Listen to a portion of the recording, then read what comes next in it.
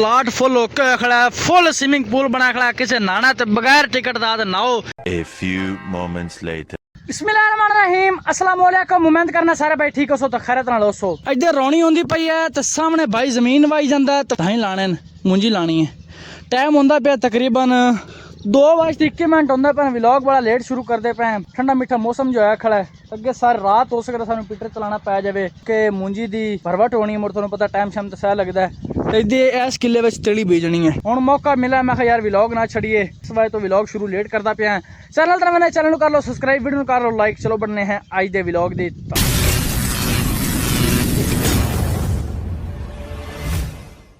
क्या कर सकते ने, इतनी ज्यादा धुप आउंदी पे जो टाइम होंदा पिया। अब मैंने 1:19 होंदा पे टाइम, तो इदू इतनी ज्यादा गर्मी है भाई। वेलो दूड़ो दूड़ है खड़ा है ते हल बांधा पी है।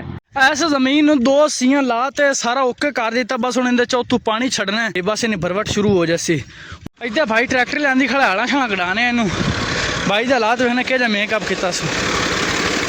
मैं गड़ाना चल तू आए। भाई तो चंगा मेकअप होया खड़ा। ट्रैक्टर के हालात देख लो, धूड़ो मिट्टी शिट्टी गट्टा शट्टा अड़ा छड़ा कटाने। चले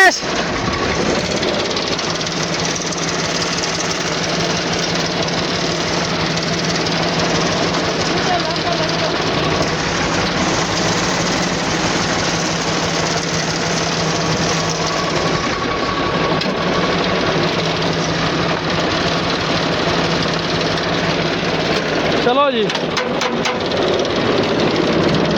अरे मेकअप कराना छड़ना रबता कर सकते हैं तुम। दरबारी नहर एडवांस फार्मिंग है जब मेकअप मिलता है। ट्रैक्टर के हालात से सारी मिट्टी मिट्टी आ जाए।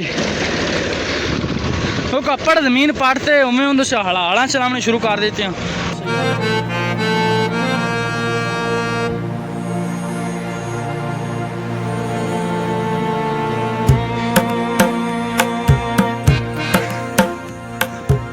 जी भाई दे की हालात होए खड़े नाले बड़ी अज गर्मी शर्मी है, तो इस वजह तो थोड़े भाइयों वास्ते मुड़ भी ठंडा मीठा व्लॉग कर लेने, असी टेंशन नहीं लैनी। अच्छा जी, इदू टाइम हो गया 3:25 हुण असी पानी छड़ते पे थले बरा नू। तो हुण भाई अरबान बंदे ने साईं जल्दी करो।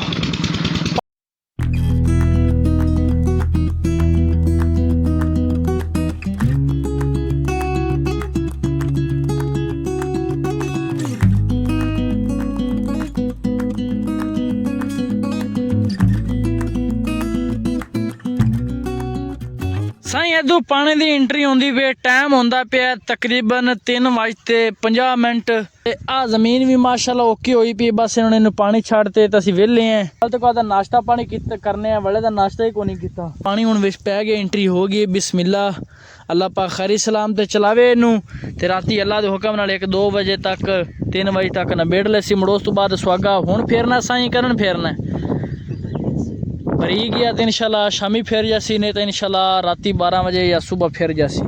माशाल्लाह वेख सकते हैं पानी मुबारक होवे। पानी दा खुश आमदीद भाई करते पैन पानी दी वेलकम करते पैन पानी दे आवन ते। अच्छा जी, तुहानू सामने नज़र आंदे भी माशाल्लाह भरवट होंदी पई है। तो तुहानू सामने नज़र आंदा पिया उसी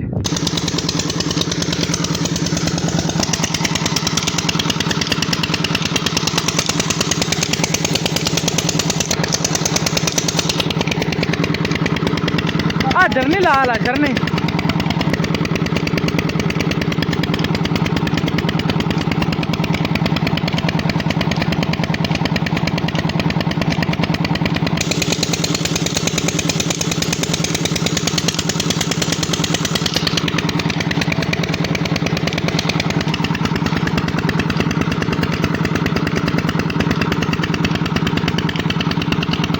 अच्छा जी, टाइम हो गया रात के तकरीबन 10:14। भाई और अगे फेरा मारे हो पैन तकरीबन 2 घंटे होर आली पानी लै जासी। पर रात के सानू 12 बज जाने। 12 के पीटर ही चलाई रखा। पीटर में टाइम शाम लग गया। पीटर से खाना सारा बाहर ही खाना पीना खादा, सारा कुछ बाहर ही अज हो रहा है।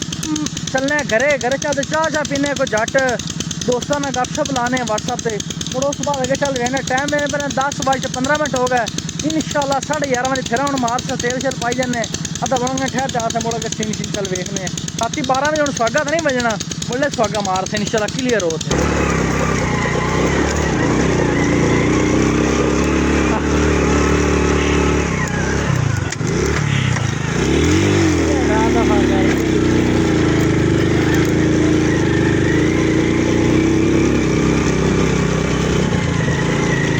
फुल ओके होया खड़ा है, फुल स्विमिंग पूल बना खड़ा है, किसी नाना ते बगैर टिकट दा नाओ। माशाल्लाह जी फाइनल पिच हो गई है, भाई हुण स्वागत फेरदे पे नजर आंदा पिया उसी सारा इंजॉय करो साडे तरफों। पनीरी शनीरी भी आई पी है, सारा कुछ ओके होया पिया है।